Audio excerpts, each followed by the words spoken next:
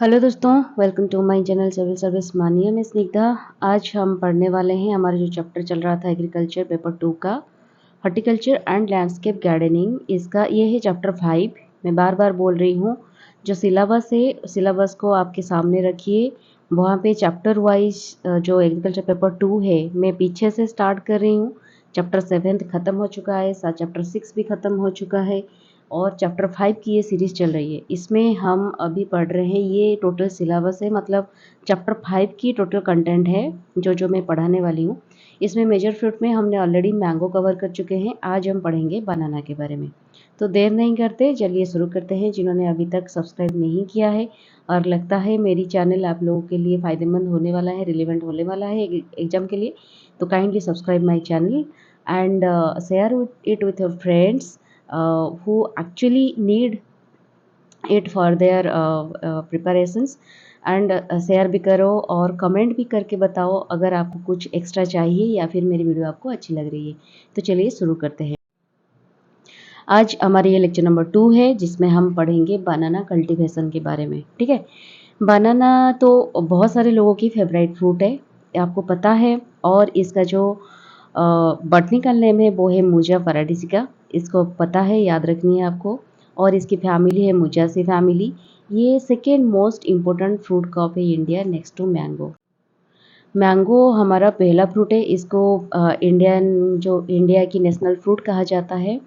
और उसके बाद क्योंकि सबसे ज़्यादा प्रोडक्शन मैंगो ही होता है, अभी मैंगो के बाद हमारा जो नेक्स्ट इम्पोर्टेंट फ्रूट क्रॉप है वो है बनाना।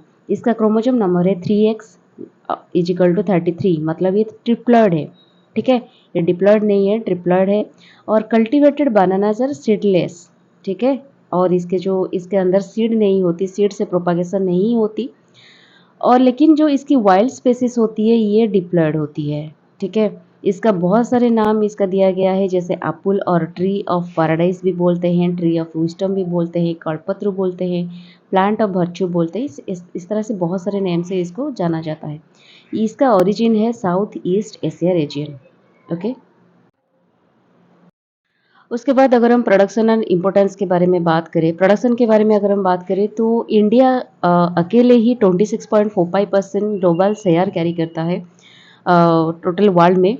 और India total particularly 9.24 lakh hectares में एरिया में बनाना कल्टीवेशन होता है इंडिया में। और एनुअल प्रोडक्शन की अगर हम बात करें, annually India 5.36 million metric ton इतना ही बनाना प्रोडक्शन होता है इंडिया में। तो कितने वास्ट अमाउंट ऑफ प्रोडक्शन हो रहा होगा आप लोग अंदाजा लगा सकते हैं। ये जो फिगर है, फैक्ट है, इसको मैंने PIB से लिया हुआ है, तो ये श्योर शॉर्ट फिगर है। उसके बाद इंडिया रैंक फास्ट है एरिया एंड प्रोडक्शन ऑफ बनाना में। जितने सारे वर्ल्ड में कंट्रीज है उसमें इंडिया की रैंक सबसे पहला है। और जितने सारे स्टेट्स है उसमें लीडिंग स्टेट है आंध्र प्रदेश, तमिलनाडु, कर्नाटक एंड महाराष्ट्र, जिसमें ये लीडिंग स्टेट्स है जो एरिया एंड प्रोडक्शन काफ़ी ज़्यादा करते हैं। और इसका जो year round availability through out the year ये अवेलेबल होता है, अफोर्डेबल भी होता है। उसके बहुत सारे वेराइटी भी हम पढ़ेंगे आगे जाकर, बहुत सारे वेराइटी में ये होता है। टेस्ट भी बहुत अच्छा खासा होता है। इसको आप रॉ फॉर्म में यूज़ कर सकते हो एंड कम्प्लीटली राइप फॉर्म में भी यूज़ कर सकते हो। न्यूट्रिटिव वैल्यू बहुत अच्छी खासी है, मेडिसिनल पर्पस, मेडिसिनल वैल्यू भी, जिसके वजह से ये हर एक एज ग्रुप के लोगों के साथ मिल जाता है, मतलब फेवरेट हो जाता है। ठीक है, इंटरनेशनल सिनेरियो की अगर हम बात करें तो 5th लार्जेस्ट एग्रीकल्चरल कमोडिटी है वर्ल्ड ट्रेड में after cereals, sugar, coffee and cocoa. इसको भी याद रखनी है आपको। अगर हम मतलब प्रोडक्शन की बात करें तो India, Indonesia, Brazil, Philippines, China, ये क्या करते हैं, जितना सारा वर्ल्ड में प्रोडक्शन होता है इसका हाफ ऑफ टोटल बनाना जितना प्रोडक्शन होता है उसका हाफ इसी कंट्री में प्रोडक्शन होता है। और अगर हम एक्सपोर्ट इंपोर्ट के बारे में बात करें तो US, Belgium, Germany and UK, ये सब कंटिनेंट जो होते हैं कंट्री सबसे ज़्यादा इंपोर्ट करते हैं बनाना को। नेक्स्ट चलते हैं। उसके बाद हम डिस्कशन करेंगे इसकी इकोनॉमिक इम्पोर्टेंस क्या है बनाना की। पहले तो ये इसका हाई मार्केट डिमांड है, क्योंकि ये एक स्टेबल मार्केट कैरी करता है। लो प्राइस है इसकी, थ्रू आउट द ईयर इसके प्राइस स्टेबल रहता है। और हाई न्यूट्रिटिव वैल्यू है, जिसके वजह से मार्केट डिमांड बहुत ज़्यादा रहता है और ये एक ऐसी फ्रूट है जिसको आप रॉ भी यूज़ कर सकते हो और राइप फॉर्म में भी यूज़ कर सकते हो। सेकंड है एम्प्लॉयमेंट जनरेशन बहुत क्रिएट करता है क्योंकि बनाना प्रोडक्शन मतलब लगाने से फील्ड से लगाने से स्टार्ट करके मार्केटिंग ट्रांसपोर्टिंग होने तक काफ़ी सारा मैन पावर की ज़रूरत होती है। तो ये बहुत सारा एम्प्लॉयमेंट जनरेशन भी क्रिएट करती है। ठीक है। थर्ड है एक्सपोर्ट पोटेंशियल। ये एक लीडिंग बनाना इंडिया एक लीडिंग बनाना एक्सपोर्टर भी है जिसके वजह से middle East Europe south Asian country को ये काफ़ी सारा बनाना हमारा एक्सपोर्ट होता है। फिर इनकम ये फार्मर को गुड रिटर्न भी देता है, बहुत कम परिश्रम में ज़्यादा रिटर्न मिलता है। तो इसकी वजह से विथ इम्प्रूव्ड अगर कल्टीवेशन प्रैक्टिसेस भी हम थोड़ा इम्प्रूव्ड यूज़ करें तो बहुत ज़्यादा मिलता है हमें रिटर्न। तो ये भी एक फार्मर के लिए बहुत अच्छी बात होती है। इंडस्ट्रियल यूज़ की अगर हम बात करें तो ये फूड प्रोसेसिंग बनाना के बहुत सारे फूड प्रोसेसिंग है जैसे कि बनाना चिप्स, प्यूरी, पाउडर ये सारे होते हैं। बिवरेजेस, फार्मास्यूटिकल्स में भी बनाना यूज़ होता है। बनाना फाइबर को यूज़ किया जाता है काफ़ी सारा बैग्स बनाने में, पॉट्स, वॉल हैंगर्स इसमें भी यूज़ होता है। Rope and good quality paper भी बनाना वेस्ट से मतलब क्या बनाना होता है। फिर बनाना लीव्स को भी ईटिंग प्लेट्स बनाने में यूज़ किया जाता है। आप साउथ में चले जाओगे काफ़ी सारे होटल में आपको देखेंगे वो बनाना प्लेट में खाना परोसते हैं। तो ये सारे इंडस्ट्रियल यूजेस हो गया। फिर nutritional benefits and food security की अगर हम बात करें इसका भी इंपॉर्टेंस है। ये एक rich in carbohydrate, vitamins and minerals है जो कि एक स्टेपल फ्रूट बनाने में हमें मदद करता है क्योंकि जो भी फूड में हम हर एक न्यूट्रिशन को अवेलेबिलिटी हो जाती है हर एक न्यूट्रिशन, उसको स्टेपल फूड में कन्वर्ट करना बहुत ईजी है और वो हमारे हेल्थ के लिए भी काफ़ी अच्छा होता है। और ये रिच सोर्स ऑफ कार्बोहाइड्रेट होता है, विटामिन्स पर्टिकुलरली विटामिन बी इसमें बहुत ज़्यादा होता है। Good source of potassium, phosphorus, calcium, magnesium भी होता है।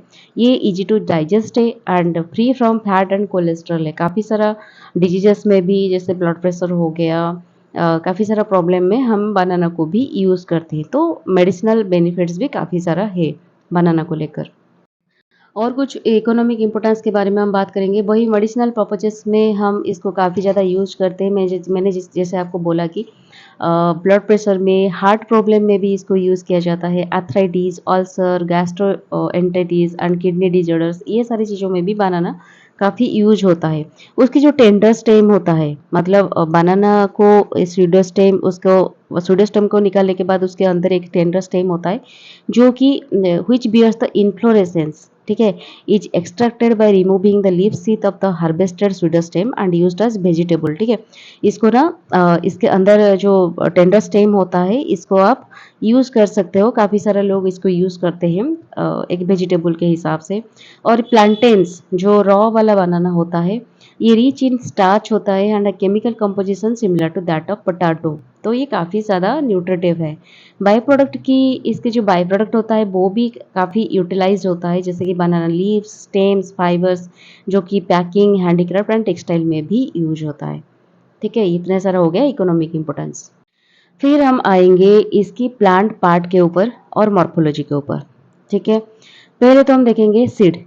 सीड में कल्टीवेटेड बनाना सर पार्थेनोकार्पिक। पार्थेनोकार्पिक के बारे में आपको पता है जो कि इसको एक स्टेराइल बना देता है। पार्थेनोकार्पिक जो भी सीड होते हैं वो स्टेराइल सीड होती हैं और इसका सीड वायबल नहीं होता। वेजिटेटिव प्रोपागेशन ये नहीं कर पाते। ये क्रॉस पॉलिनेटेड क्रॉप है और मोनोइसियस एंड मोनोकार्पिक प्लांट है। ठीक है, इसको याद रखिएगा आप। रूट इसका है फाइब्रस एडवेंटिटियस रूट सिस्टम। ठीक है, मतलब इतना डीप रूट इसका नहीं है, एडवेंटिटियस रूट सिस्टम है। फिर स्टेम की अगर हम बात करें the real stem is underground. उसका रियल जो स्टेम होता है वो अंडरग्राउंड होता है जिसको राइजोम कहते हैं। और मूसा इज मोनोकार्पिक पेरिनियल, ये मोनोकार्पिक है। मतलब मोनोकार्पिक मतलब ये साल में एक एक मतलब अपने ज़िंदगी भर में एक ही बार वो सीड देगा, एक ही बार वो ग्रो करेगा और एक ही बार वो फ्रूट देगा, उसके बाद वो मर जाएगा। उसका कोई मतलब उसके ज़िंदा रहने का कोई मतलब नहीं होगा, उसके बाद वो फ्रूट डेवलप नहीं कर पाएगा। तो बनाना एक इस तरह की फ्रूट है, इसको एक ही बार लगाया जाता है और एक ही बार फ्रूट देने के बाद उसको काट दिया जाता है क्योंकि दूसरे बार वो फ्रूट नहीं दे पाएगा। Because it produces flowers and fruits once during its lifetime. ठीक है, ये है इसकी स्टेम। फिर इन्फ्लोरेंसेस, इसकी इन्फ्लोरेंसेस को बोलते हैं ब्रांच स्पाडिक्स जिसमें मेल फीमेल एंड दोनों फ्लावर इसमें प्रेजेंट रहते हैं और ये बाइसेक्सुअल फ्लावर्स है। फ्रूट की अगर हम बात करें, ये फ्रूट वेजिटेटिव पार्थेनोकार्पी से डेवलप होता है और जिसके वजह से ये सीडलेस है फ्रूट, और फ्रूट को बेरी भी बोला जाता है। इसके एडिबल पार्ट है मेसोकार्प एंड एंडोकार्प। ठीक है, उसके बाद दोस्तों हम बनाना वेराइटीज़ के बारे में बात करते हैं। बनाना में बहुत सारे वेराइटीज़ हैं, जिसमें हम थोड़े बहुत जो फेमस होते हैं उस वेराइटीज़ के बारे में बात करेंगे। पहले तो आता है ग्रैंड नैन, जिसका जो जीनोम है ट्रिपल है और ये ट्रिपलेट है। आप लोगों को पता है बनाना जो कल्टिवेटेड बनाना होता है वो ट्रिपलेट होता है। ओनली वाइल्ड स्पेसिस जो होते हैं वो डिप्लॉयड बनाना होते हैं। तो ये मोस्ट पॉपुलर कमर्शियल वेराइटी जिसका कैवेंडिश ग्रुप से भी वो बिलोंग करता है। और ये जो ग्रैंड नैने है ये इसराइल से बिलोंग करता है। ये टॉलेस्ट म्यूटेंट वेराइटी है और टिश्यू कल्चर के लिए सबसे ज़्यादा सूटेबल है। ठीक है, उसके बाद एक आता है ड्वार्फ कैवेंडिश, जिसका भी जीनोम है ट्रिपल है। ये commonly grown in southern states, जो कि है 58% ऑफ टोटल प्रोडक्शन, जितना प्रोडक्शन होता है उसका टोटल 58% जो प्रोडक्शन होता है वो ड्वार्फ कैवेंडिश से आता है। फास्ट लीडिंग कमर्शियल वेराइटी है ये और suitable for high density planting. ठीक है, उसके बाद आता है नैंड्रेन, जो कि है जिसका जीनोम है triple double A B and ये एक केरला की सबसे फेमस बनाना है। इसको चिप्स एंड कुकिंग पर्पजेस के लिए भी यूज़ किया जाता है। इसकी कीपिंग क्वालिटी बहुत अच्छी होता है और ये culinary purpose and dessert purpose बहुत पर्पज के लिए काफ़ी फायदेमंद होता है। फिर एक आता है रेड बनाना, जो कि rich in nutrients, grown in Tamil Nadu and Kerala. और एक होता है रोबिस्टा, ये भी बहुत फेमस है। इसका भी जो नाम है ट्रिपल है। ये second widely grown for export and local consumption. ठीक है, ये leaf wilt and Panama disease के लिए ये रेजिस्टेंट होता है ये जो वेराइटी है। फिर पुबन वेराइटी, जिसका जीनोम है डबल ए बी, इसको तमिलनाडु एंड केरला में ज़्यादातर प्रीफर किया जाता है और टेबल बनाना के लिए ये सबसे बेस्ट होता है। बायोटिक एबायोटिक स्ट्रेसेस को भी ये टॉलरेट करता है। फिर मोन्थान है, ये इसको कुलिनरी पर्पस में यूज़ किया जाता है। और एक लेडी फिंगर है एक वेराइटी, जो एक डिप्लॉयड वेराइटी है। ये एक ही मात्र वेराइटी है जिसको डिप्लॉयड वेराइटी बोलते हैं। कुछ हाइब्रिड वेराइटीज़ का नाम भी मैंने यहाँ पे मेंशन किया हुआ है, जिसका FHIA-01 गोल्ड फिंगर भी बोलते हैं इसको। ये दोनों का क्रॉस है। CO1 इसको भी TNAU से डेवलप किया गया है कोयम्बटूर से। और FIA-2 जो है टेट्राप्लॉयड। ठीक है, इसको विलियम एंड SS3393 की क्रॉस है ये बना हुआ है। तो कुछ हाइब्रिड्स का भी मैंने यहाँ पे मेंशन किया हुआ है। नेक्स्ट चलते हैं। अब हमारा स्टार्ट होगा पैकेज ऑफ प्रैक्टिसेस, किस तरह से हम प्रैक्टिस करेंगे, कल्टीवेशन प्रैक्टिसेस किस तरह से बनाना की होती है। पहले तो है हमें ये देखना होगा टेम्परेचर ऑप्टिमल कितना होता है। 20 to 30 degree Celsius optimum temperature होता है बनाना के लिए, क्योंकि ये एक ट्रॉपिकल ह्यूमिड क्लाइमेट वाला क्रॉप है। ठीक है, ज़्यादा लो टेम्परेचर या फिर ज़्यादा हाई टेम्परेचर इसको ख़राब कर सकता है। अगर वाटर स्टैग्नेशन होता है फील्ड में ज़्यादातर, तो ये इंजूरियस होता है प्लांट के लिए और बहुत सारे डिजीजेस क्रिएट कर सकता है। सबसे ज़्यादा खतरनाक होता है पानामा विल्ट। ज़्यादा वेलोसिटी ऑफ विंड भी इसके लिए बहुत डेंजरस होता है, जो कि 80 किलोमीटर से ज़्यादा अगर विंड वेलोसिटी मिलती है प्लांट को तो ये क्रॉप को डैमेज कर देती है। तो हमारा ये टेम्परेचर के पर्सपेक्टिव से ख़त्म हो गया। फिर है एनुअल रेनफॉल, हमें चाहिए 1500 से लेकर 2500 mm तक पर एनुअल रेनफॉल। ठीक है, सॉइल टाइप अगर हम देखेंगे तो वेल ड्रेन्ड लोमी सॉइल हमें चाहिए, जो कि ऑर्गेनिक मटेरियल से रिच होना चाहिए और हाई न्यूट्रिएंट कंटेंट होना चाहिए सॉइल में। अगर सॉइल में हाई न्यूट्रिएंट कंटेंट नहीं है तो आप लोग बाहर से प्रोवाइड कर सकते हो, जैसे हम NPK प्रोवाइड करते हैं, माइक्रो न्यूट्रिएंट प्रोवाइड करते हैं, तो उस तरह से आप स्प्रे कर सकते हो फील्ड में। एडिक्वेट फास्फोरस लेवल भी होना चाहिए, प्लेंटी ऑफ पोटास भी होना चाहिए, जो कि बनाना के लिए गुड होता है। सॉइल पीएच की अगर हम बात करें तो 6 से लेकर 7.5 तक। और वाटर लगिंग कंडीशन को अवॉइड करना होगा। ज़्यादा अगर वाटर जम के रहेगी फील्ड में, क्योंकि ये एक एडवेंटिटियस रूट है, ज़्यादातर अंदर नहीं जाता सॉइल की, तो अगर सॉइल के ऊपर ज़्यादा पानी जम के रहती है तो ये क्रॉप को काफ़ी हद तक डैमेज कर लेती है। ठीक है, अब स्टार्ट होता है हमारा प्रोपागेशन मेथड। बनाना कौन सी कब मतलब बनाना कहाँ से प्रोपागेट होता है, आप लोगों को तो पता है। रिप्रोडक्टिव सिस्टम इसका क्या है, ये वेजिटेटिवली प्रोपागेट होता है, ठीक है। तो वेजिटेटिव जो चीज़ है वो है शक्कर। ये जो देख रहे हैं ना, ये मेन प्लांट मान के चलिए, यहाँ पे मैं इमेज दी हूँ। इसके साइड में जो ये छोटा छोटा प्लांट निकला हुआ है ना, इसको बोलते हैं शक्कर, ठीक है। ये जो शक्कर होता है ये ट्रेडिशनल मेथड से शक्कर से ही उगता है प्लांट, और where new shoots from the mother plant and separated and replanted. Mother plant से जो न्यू शूट्स सब निकलते हैं, इसको अलग किया जाता है और इसको और एक अच्छी जगह से प्लांटिंग किया जाता है प्रॉपर प्रोसीजर के साथ, तो इसको बोलते हैं शक्कर। लेकिन टिश्यू कल्चर अगर आप करोगे तो टिश्यू कल्चर में क्या होता है, हमें एक प्लांट पार्ट को यूज़ करना पड़ता है। हो सकता है सोड शक्कर हो, या फिर एक सिंगल सेल हो, या फिर एक ग्रुप ऑफ सेल, जिसको टेस्ट ट्यूब में एक कंट्रोल मैनर में हाइजीनिक कंडीशन में लेबोरेटरी में ग्रो किया जाता है, और उसके बाद उसको लाकर कंट्रोल मैनर में अच्छी खासी हाइजीनिक कंडीशन में फील्ड में लाकर उगाया जाता है। तो इसको बोलते हैं टिश्यू कल्चर। इंडिया में टिश्यू कल्चर बनाना बहुत बड़े आकार से ग्रो किया जाता है, और पर्टिकुलरली जो वेराइटी होती है सबसे ज़्यादा टिश्यू कल्चर में यूज होता है वो होता है ग्रैंड नैनो वेराइटी, ठीक है। इसको फार्मर बहुत ज़्यादा यूज़ करते हैं।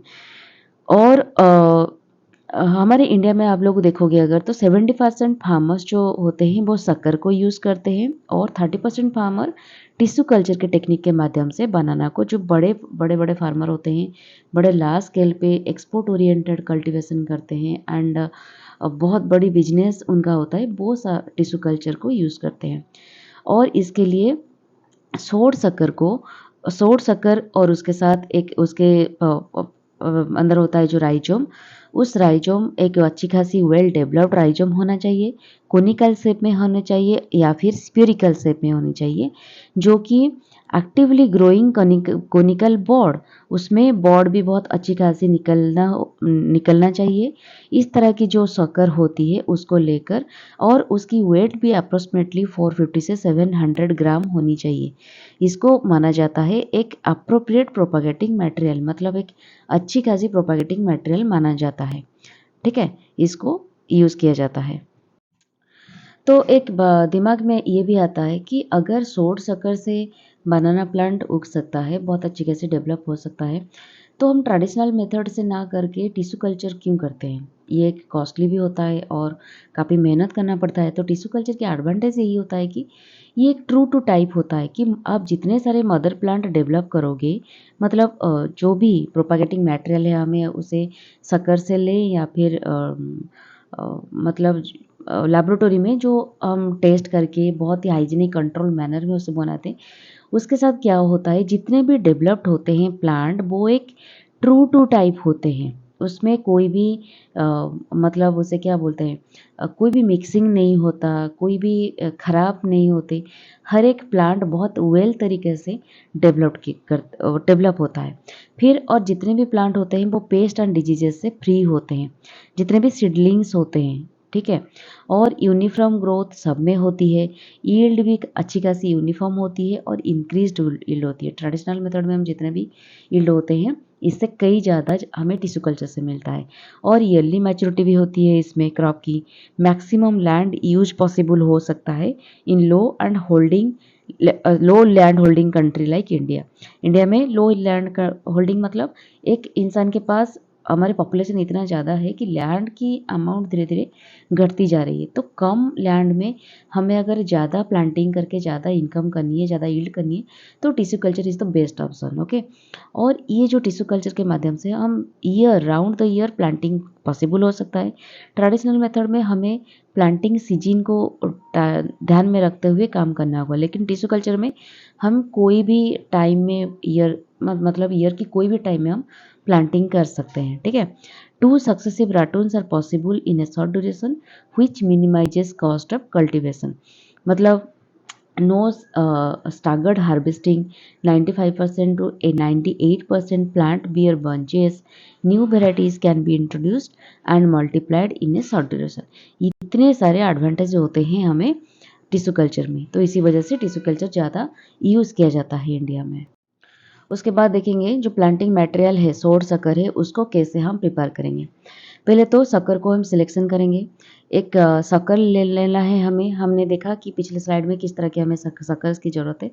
3 to 5 मंथ्स ओल्ड की एक शक्कर की हमें ज़रूरत है जो कि यूनिफॉर्म साइज़ को मेंटेन करता होगा।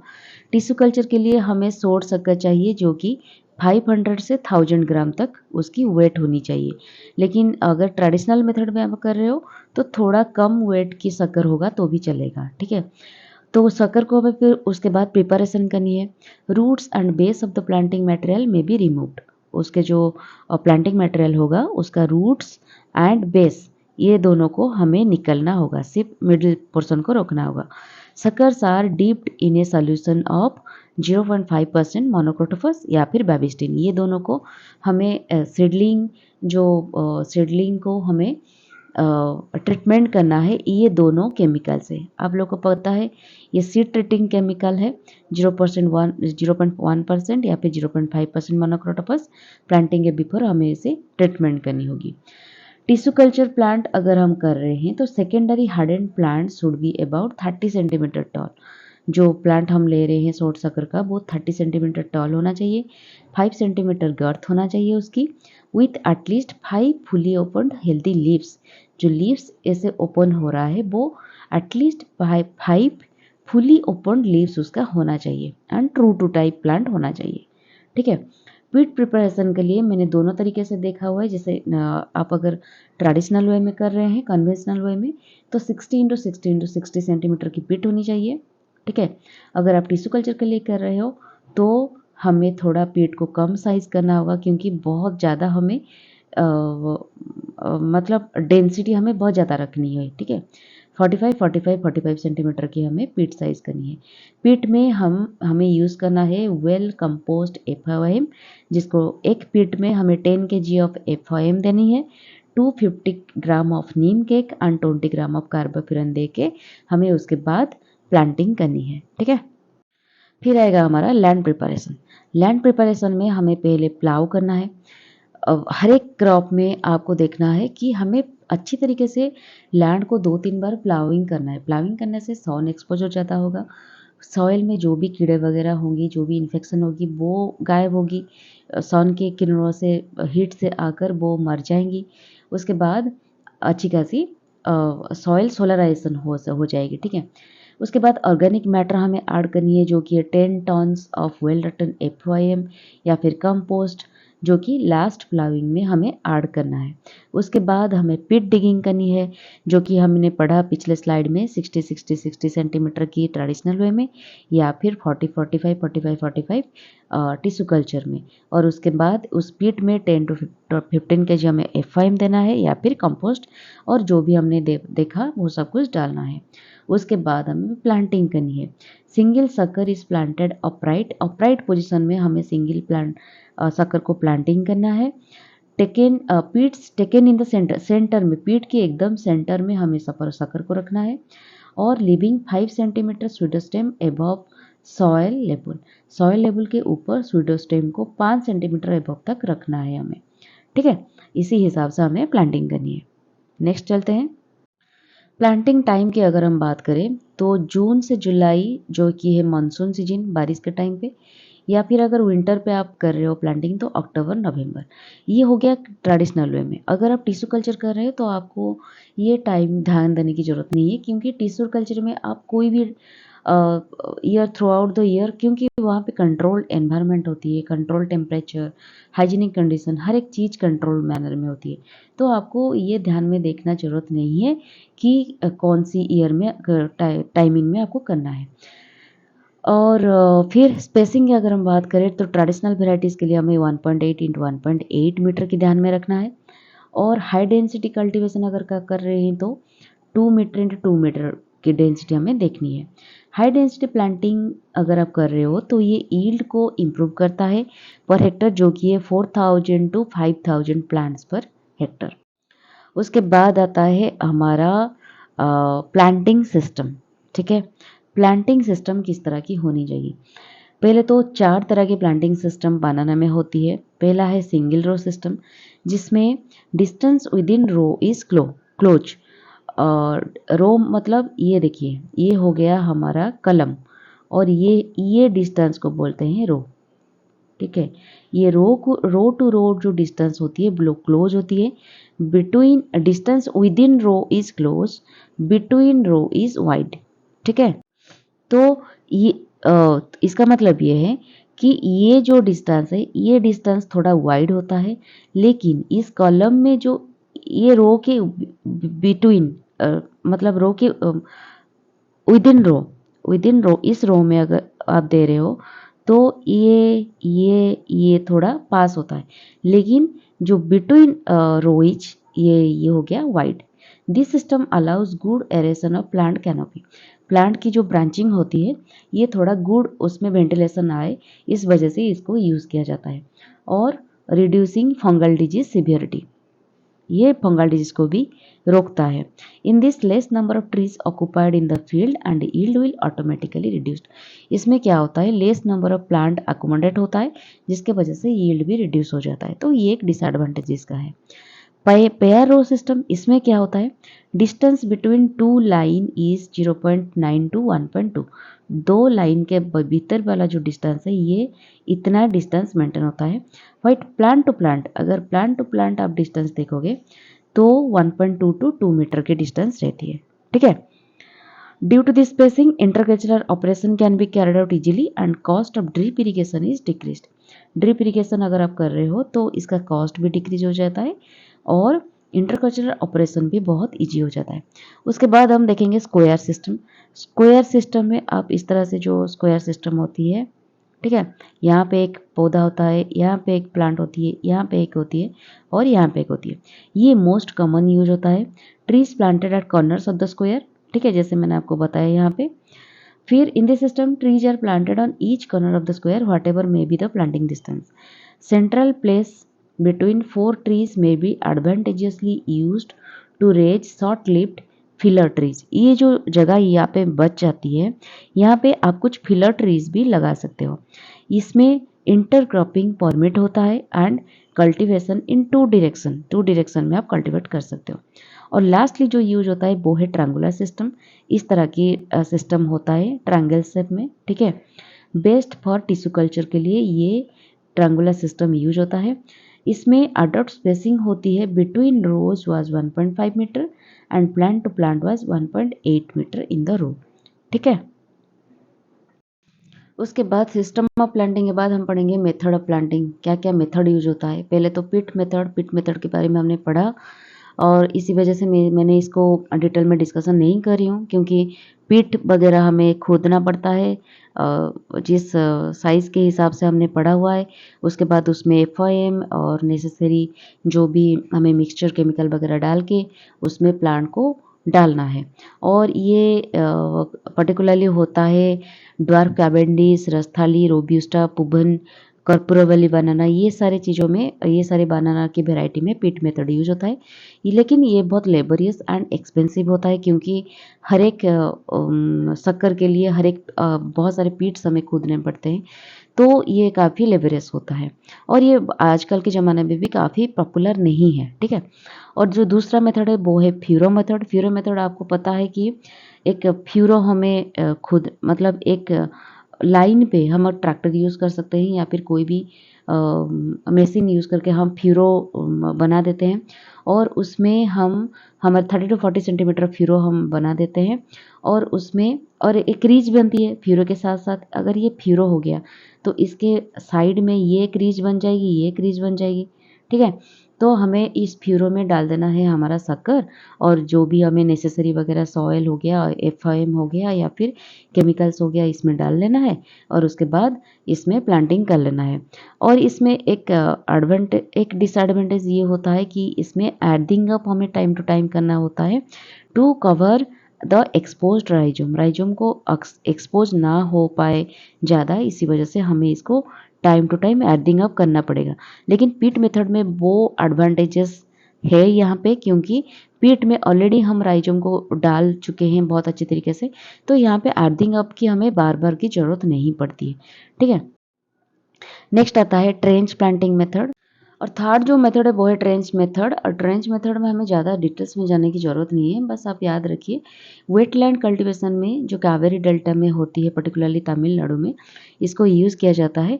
और इसको पैडी फील्ड जैसे इसमें ट्रेंच के टाइप की कुछ खुदाई करके उसमें प्लेंटी ऑफ वाटर एंड गॉज व्हील देके हमें शक्कर को यहाँ पे प्लेस करना होता है। तो इस तरह की कुछ ट्रेंच प्लांटिंग होती है। तो डिटेल्स में मैंने यहाँ पे लिख दिया है, जिनको चाहिए तो आप लोग पढ़ सकते हैं, ठीक है। लेकिन मैं डिटेल्स में यहाँ में नहीं जा रही हूँ। नेक्स्ट चलते हैं, planting density and weed management हम कैसे करेंगे।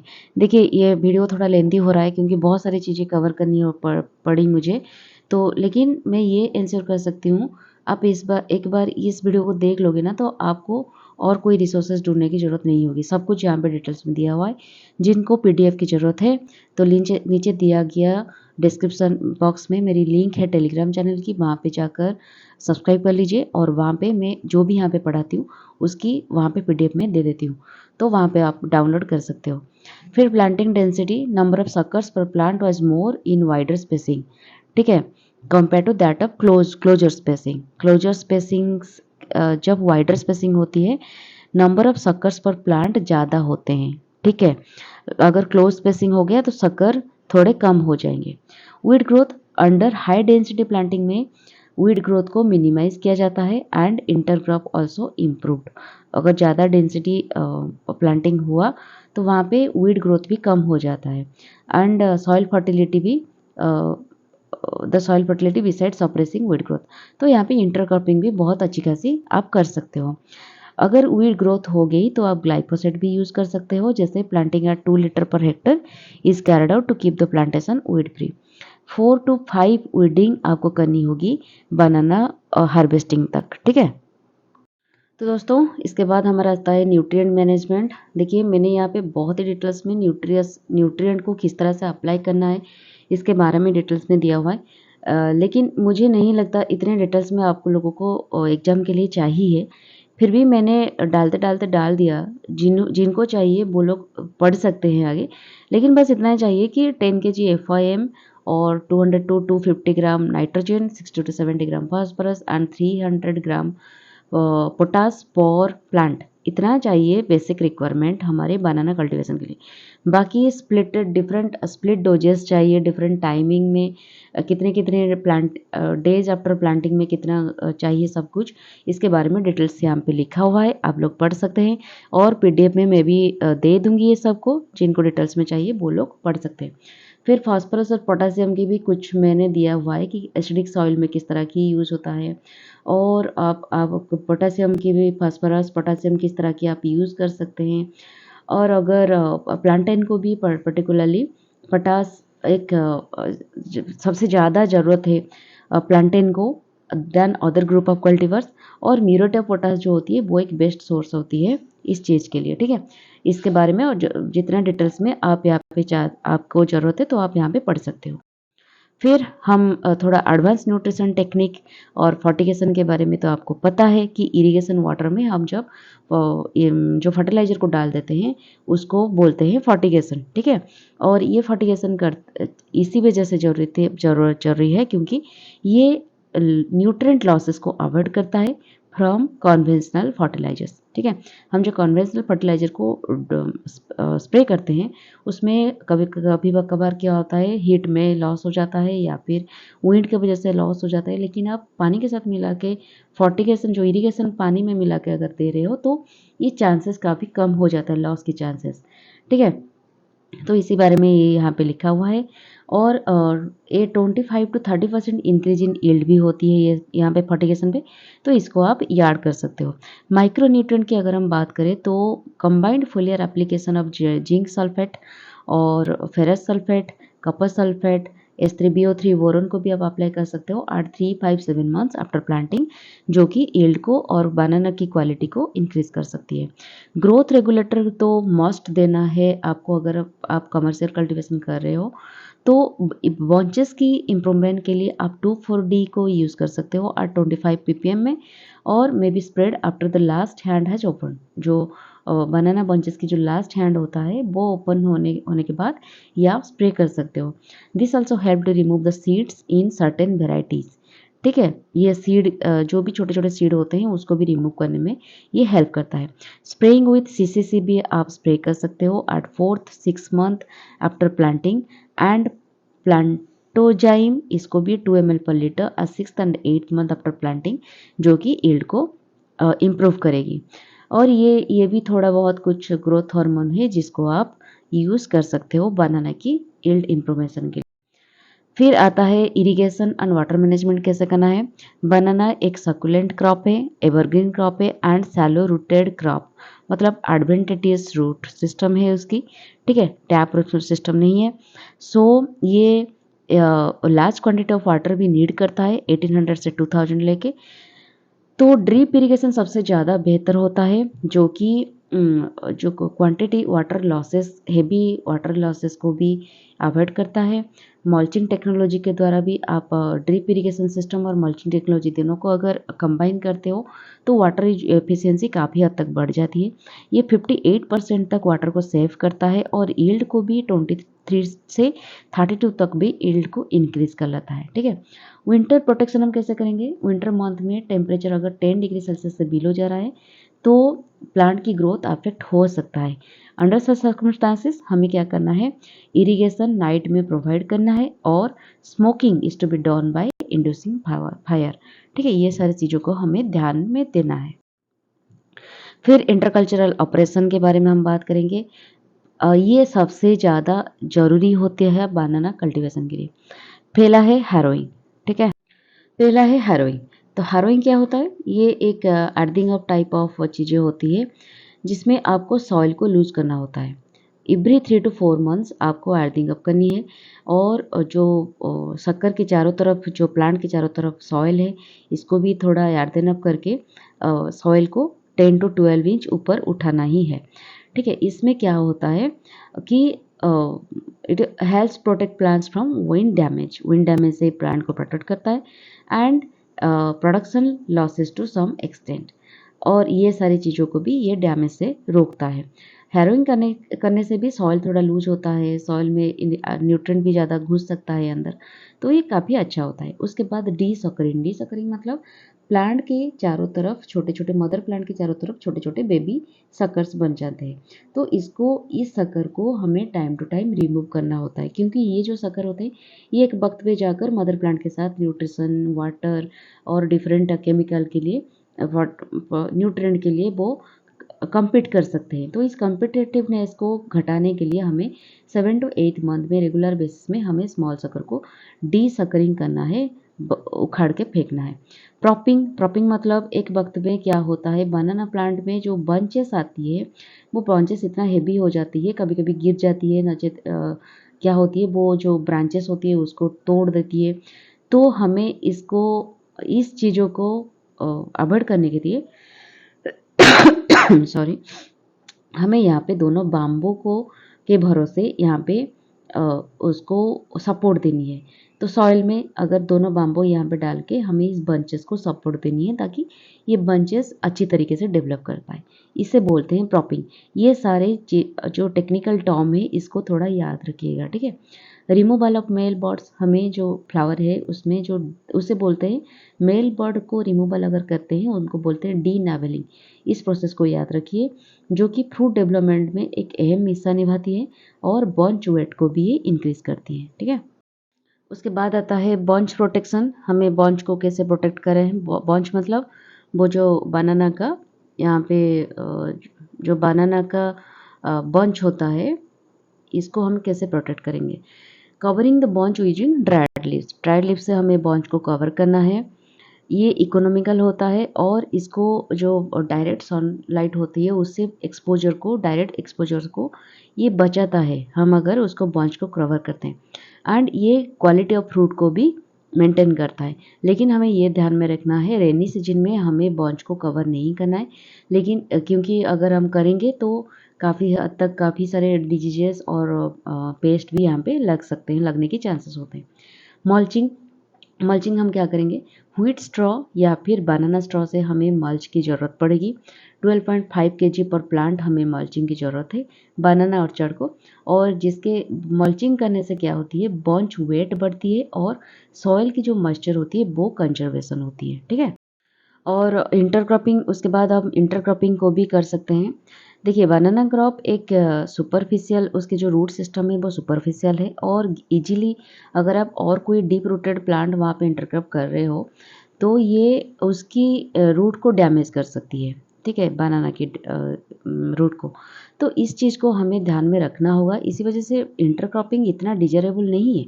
लेकिन अगर आप चाहते हो तो शॉर्ट ड्यूरेशन क्रॉप जो कि 45 डेज से 60 डेज के अंदर वो मैच्योर हो सकती है, इस तरह की कुछ शॉर्ट ड्यूरेशन क्रॉप आप यहाँ पे लगा सकते हो, जैसे कि मूंग, काउपी, धनीचा, ये सब सारी चीज़ें। मैन्योरिंग, जो मैन्योरिंग क्रॉप भी होती है, सॉइल को भी मैन्योर करेगी, फर्टिलाइजर करेगी, तो ये आप यूज़ कर सकते हो। लेगुमिनस क्रॉप, बीटरूट, एलिफेंट फूट, याम, जिंजर, टर्मेरिक, सोनेम, ये सारी चीज़ों पे हम ड्यूरिंग फास्ट 3 to 4 मंथ्स हम इसको यूज़ कर सकते हैं। लेकिन हैवी जो कुकुरबिटेसी वेजिटेबल है इसको हम ग्रो नहीं करेंगे क्योंकि ये वायरस बियरर होते हैं। बहुत सारी जगह पे दिखा गया है, जैसे कि कर्नाटक, केरला, आंध्र प्रदेश, यहाँ पे बनाना को ग्रो किया जाता है इन कोकोनट एंड अरेकोनट प्लांटेशन, क्योंकि ये बहुत टॉल प्लांटेशन होती है तो, और बनाना थोड़ा शॉर्ट प्लांटेशन होती है, तो इसमें ये मैचिंग हो जाती है, कुछ प्रॉब्लम क्रिएट नहीं होती। ठीक है। अदर फार्म कॉर्पोरेशन, अगर उसके बारे में हम बात करें तो हमें time to time dry leaf को रिमूव करना है। नीम केक को 1 kg पर प्लांट अगर हम यूज़ करते हैं विंटर में तो ये बॉन्च फॉर्मेशन में काफ़ी ईजी हो जाती है। प्लांटेशन शुड बी मतलब स्ट्रॉन्ग विंड को बचाने के लिए हमें जो फील्ड है, फील्ड के बॉर्डर में कुछ टॉल प्लांट वगैरह हम लगा सकते हैं ताकि विंड ज़्यादा ना आए, बनाना को हैवी डैमेज ना करे। बाम्बू पोल्स या फिर यूकलिप्टस पोल से हम बनाना प्लांट को, अगर थोड़ा ज़्यादा बड़ा हो गया है, बनाना प्लांट को हम सपोर्ट दे सकते हैं। ठीक है, इसमें बॉन्च वेट भी बढ़ेगी, बनाना ग्रोथ भी बहुत अच्छी खासी होगी। ठीक है, नेक्स्ट चलते हैं। उसके बाद सबसे इम्पोर्टेंट चीज़ है प्लांट प्रोटेक्शन मेजर। आप लोगों के, मैं यहाँ पे डिस्कशन नहीं करूँगी हर एक उनका बनाने की जो इम्पोर्टेंट डिजीजेस है, इम्पोर्टेंट पेस्ट है, इसके बारे में हम डिटेल्स में डिस्कशन नहीं करेंगे, क्योंकि करेंगे तो बहुत लेंदी हो जाएगी वीडियो, या फिर 2 से 3 वीडियो बन जाएगी, क्योंकि उसकी जो डिजीजेस है वो अपने आप में ही एक अलग टॉपिक है और बहुत हैवी टॉपिक है, तो हम उसके बारे में बात करेंगे तो कंप्लीट नहीं कर पाएंगे वीडियो। तो यहाँ पे बस इंसेक्ट पेस्ट एंड डिजीजेस जो इम्पोर्टेंट है उसके बारे में बात कर लेते हैं। सबसे ज़्यादा जो लगता है वो होता है रूट स्टॉक और राइजोमोबिल, स्टेम बोरर, इनका यहाँ पे बॉटनिकल नाम भी लिखा हुआ है तो याद रख लेना। थ्रिप्स, बनाना बिटल, बनाना अफिड और बहुत सारे निमाटोड्स। ठीक है, ये सारे होते हैं बनाना निमाटोड जो होते हैं, ये सबसे इम्पोर्टेंट पेस्ट होते हैं। इसी वजह से selection of healthy planting material बहुत नेसेसरी है एंड सुटेबल इंटरकल्चर ऑपरेशन भी हमें करना है। एप्लीकेशन करनी है 0.04% एंडोसल्फान, 0.1% कार्बारिल, या फिर आप 0.05% मोनोक्रोटोफॉस को यूज़ कर सकते हैं depending upon the paste infestation, जो कि कंट्रोल करेगा पेस्ट इन्फेस्टेशन को। डिजीजेस के बारे में अगर हम बात करें, मेन डिजीजेस होता है पानामा विल्ट, जिसको फोजारियम ऑक्जिस्पर्म भी बोलते हैं। ये बहुत ही इम्पोर्टेंट है बॉटनिकल नेम, तो इसको कंप्लीटली याद रखिएगा। ठीक है। एंथ्रेक्नोज, लिप स्पॉट, जिसको सिगाटिका लिप स्पॉट की बोलते हैं, ये दोनों का जो ऑर्गेनिज्म से होता है। सूट स्टॉट और बंची टॉप और कैबेज टॉप ये भी होता है, जिसका बनाना फिट वेक्टर होता है। मोको डिजीज और बैक्टीरियल विल्ट, जिसको राल्स्टोनिया सोलानासियरम भी बोलते हैं। तो ये सारे डिजीजेस को के लिए हमें डिजीज फ्री प्लांटिंग मटेरियल की यूज़ करनी है एंड इन्फेक्टेड प्लांट पार्ट्स को कम्प्लीटली डिस्ट्रॉय करनी है। स्प्रे कर सकते हैं विथ केमिकल 1% बोर्डियक्स, कॉपर ऑक्सीक्लोराइड और कार्बेंडाजिम अगर फंगल इन्फेक्शन हो रही है। तो ये सारे हो गया हमारा प्लांट प्रोटेक्शन मेजर्स। उसके बाद आती है हमारी हार्वेस्टिंग। हार्वेस्टिंग पर्टिकुलरली जो होता है 11 to 14 मंथ्स में हम बनाना को हार्वेस्ट करते हैं। ड्वार बनानास 11 to 14 मंथ्स में हार्वेस्ट होती है, लेकिन टॉल बनानास थोड़ा लंगर टाइम लेती है, जैसे कि 14 to 16 मंथ्स। एवरेज यील्ड होती है 30 to 40 टन्स पर हेक्टर। लेकिन अगर आप एडवांस प्रैक्टिसेस कर रहे हैं जैसे टिश्यू कल्चर, तो आपका जो यील्ड है वो 60 to 70 टन्स पर हेक्टर तक जा सकती है। Bunches are caught when fruits develop fullness and still green. जब बंच फुली ग्रीन हो लेकिन वेल डेवलप्ड हो, तभी जाकर क्या होती है, हमारे बंच को कट किया जाता है। The maturity of banana is indicated by drying of top leaves. Top leaves जब ड्राई होती है तब पता चलता है कि बनाना कितना मैच्योर हुआ है। और changes in colour of fruits from dark green to light green. जब फ्रूट की कलर डार्क ग्रीन अगर है तो ये कच्चा है, जिसको रॉ फॉर्म में यूज़ किया जा सकता है। लेकिन आप लाइट ग्रीन अगर हो जाता है तो पता चलता है कि ये बनाना मैच्योर हो गया है। And tendency of the floral end of the fruit to fall by slightest touch by hand. ठीक है।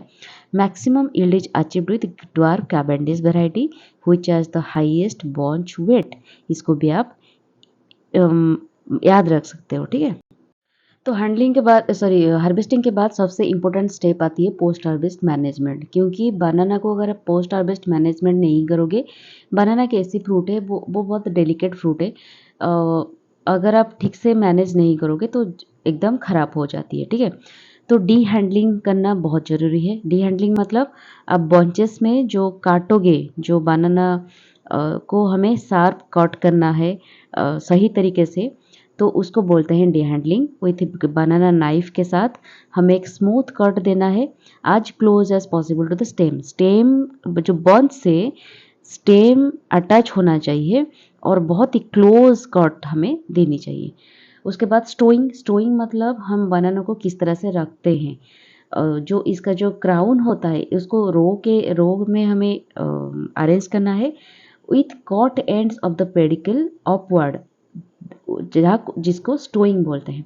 जो कॉट एंड होता है, कॉट एंड को देखिए, ये हो गया बनाना, यहाँ पे लगता है ये शायद एक बनाना है। तो ये जो क्राउन है इसको थोड़ा हमें अपवर्ड करके रखना होगा, मतलब ऊपर की तरफ रखना होगा, तो इसको बोलते हैं स्टोइंग। ठीक है। उसके बाद ग्रेडिंग होता है। ग्रेडिंग जो साइज के बेसिस पे, कलर के बेसिस पे and maturity of the fruit के बेसिस पे हमें ग्रेडिंग करना है।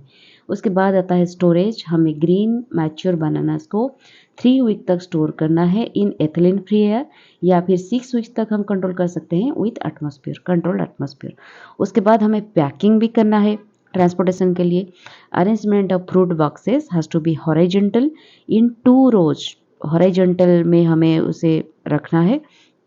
और crown end towards box side. जो क्राउन एंड, ये जो क्राउन होता है ये बॉक्स साइड पे रहता है, और जो फ्रूट टिप होता है, ये जो फ्रूट टिप हो गया, इसको हम सेंटर ऑफ द बॉक्स रखते हैं। तो इस तरह से हमें उसको पैकेजिंग करना। उसके बाद मार्केटिंग एंड वैल्यू एडिशन भी देनी है। एक्सपोर्ट मार्केट, सबसे ज़्यादा एक्सपोर्ट मार्केट हमारा होता है Middle East, Europe and South Asian countries. इससे ज़्यादा एक्सपोर्ट होती है हमारी banana. And large scale production of industrial processing भी होती है। डोमेस्टिक मार्केट में 95% प्राइवेट ट्रेडर्स होते हैं एंड 5% कोऑपरेटिव्स होते हैं।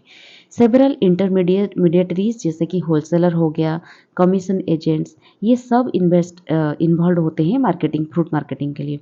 प्राइवेट ट्रेडर्स लगभग 95% ट्रेडिंग को बिलोंग करते हैं and even provide credit to farmers for cultivation. ठीक है। और उनको एक हायर रेट ऑफ इंटरेस्ट भी देते हैं। लेकिन कोऑपरेटिव अकाउंट जो होते हैं वो 5% वॉल्यूम ट्रेड की वो कैरी करते हैं। बनाना वैल्यू एडेड प्रोडक्ट्स को अगर हम बात करें तो बहुत सारे वैल्यू एडेड प्रोडक्ट्स होते हैं बनाना में, जैसे कि banana slice, powder, chips, beverages, jam, jelly, squash, wine, candy, puree, banana fibre, textile, banana paper, pickle, ये बहुत सारे चीज़ें होते हैं। Most production of local sales of green cooking bananas and plantains. ठीक है। Because ripe desserts bananas are easily damaged in transport. इसी वजह से कुकिंग बनाना और प्लांटेन जो होते हैं, ग्रीन रॉ बनाना को ज़्यादा यूज़ किया जाता है। और इसके साथ हमारा जो लास्ट स्लाइड है वो है गवर्नमेंट इनिशिएटिव क्या है बनाना कल्टीवेशन को लेकर। ठीक है। ये सबसे अहम चीज़ें हैं, आप इसको मेंशन कर सकते हो आंसर राइटिंग में अगर उसी तरह कुछ दिया गया है। प्रोडक्शन एंड कल्टीवेशन सपोर्ट अगर उस डायरेक्शन में बात करें तो NHM नेशनल हॉर्टिकल्चर मिशन जो कि फाइनेंशियल असिस्टेंस देता है banana cultivation, tissue culture and drip irrigation के लिए। Mission for integrated development of horticulture MIDH इसका शॉर्ट फॉर्म है। ये बनाना प्रोडक्शन सपोर्ट करता है through improve technology, planting material and post harvest management. ठीक है, राष्ट्रीय कृषि विकास योजना ये भी स्टेट स्पेसिफिक प्रोजेक्ट को फंड करता है to boost banana farming and infrastructure. फिर और एक आता है submission of agriculture mechanisation, SMAM। Full form याद रखिएगा, शॉर्ट फॉर्म भी याद रखिएगा, बहुत क्रूशियल होता है। ये सब्सिडी देता है हम farm machinery for banana cultivation. ठीक है, रिसर्च डेवलपमेंट की अगर हम बात करें तो Indian council of agriculture research जो कि हाई यील्ड बनाना वेराइटीज़ के ऊपर रिसर्च कंडक्ट करता है, disease resistant and tissue culture technology के ऊपर भी रिसर्च करता है। National research centre for banana NRCB जो कि इम्प्रूव करता है बनाना प्रोडक्टिविटी को इम्प्रूव करने के लिए वर्क करता है, क्वालिटी एंड डिजीज कंट्रोल के लिए भी ये काम करता है। प्रोसेसिंग वैल्यू एडिशन के लिए भी गवर्नमेंट का इनिशिएटिव है जो है एग्रो प्रोसेसिंग क्लस्टर स्कीम जो कि बनाना बेस्ड फूड प्रोसेसिंग इंडस्ट्री को सेटिंग करने में सपोर्ट करता है। प्रधानमंत्री formalisation of micro food processing enterprises PMFME scheme, इसके बारे में बहुत लोग बहुत सारे स्टूडेंट को पता होगा जिन्होंने UPSC ऑलरेडी प्रिपरेशन करके रखा हुआ है। प्रोवाइड्स ये फाइनेंशियल एड प्रोवाइड करता है banana based food business and entrepreneurs के लिए। और लास्टली आता है एक्सपोर्ट प्रमोशन के लिए एंड मार्केट सपोर्ट के लिए हमारे क्या इनिशिएटिव है, agricultural and processed food products export development authority जिसको APEDA बोलते हैं। ये बनाना एक्सपोर्ट के लिए through infrastructure, quality certification and market linkage ये सपोर्ट करता है। ऑपरेशन ग्रीन जिसको TOP और टोटल भी बोलते हैं, sorry TOP to total, extend financial support for price stabilisation and market expansion of bananas.